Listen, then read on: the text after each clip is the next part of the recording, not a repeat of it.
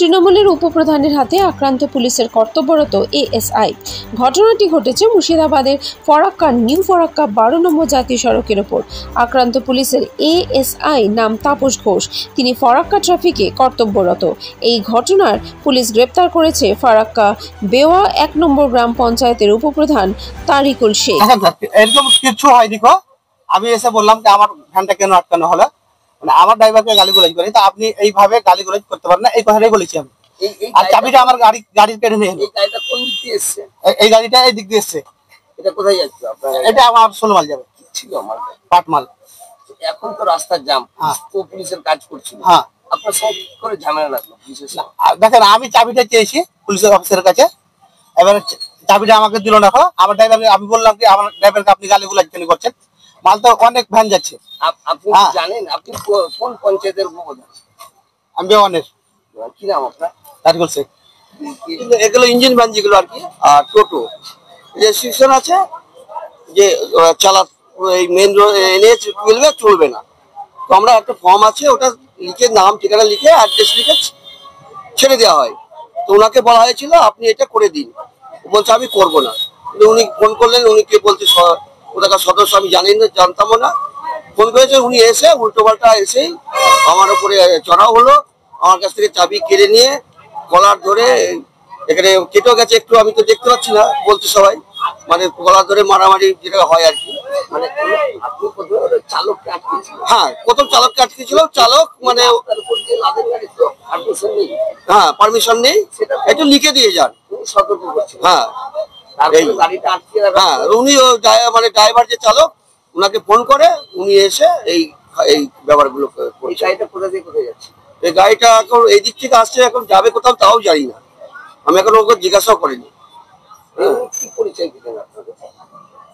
উনি বললেন যে এটা সই করবো, আমি ফর্ম সই করবো না বলে উনি ফোন করলেন।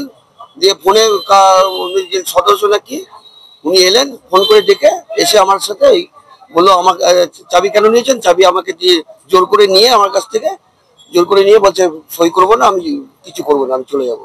জোর করে ধাক্কা ধাক্কি মারলো আমাকে কলার ধরে। হ্যাঁ, গালাগালি করেছে, কলার ধরে ধাক্কাও দিয়েছে, কেটেও গেছে। বেওয়া কোন অঞ্চলে উনি উপপ্রধান বললেন, নামটাও আমি জানা হয়নি, এসব কিছু বলেনি, সেই তো শুরু করে দিয়েছে।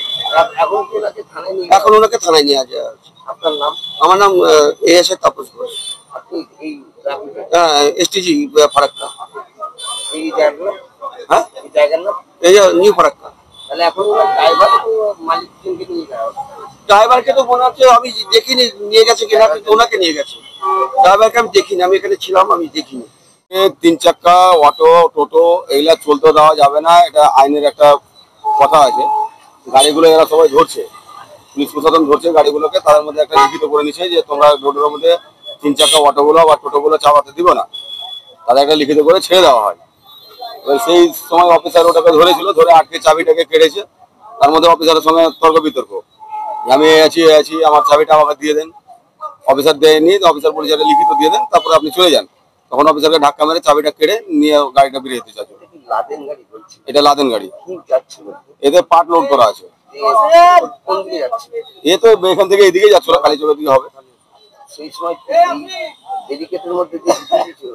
না, গাড়ি রোডে ছিল, অফিসার গাড়ি ধরে রোডে তখন সাইড করে দিয়েছে। রোডের এনএইচ এর উপরে সব গাড়ি এলাও নাই।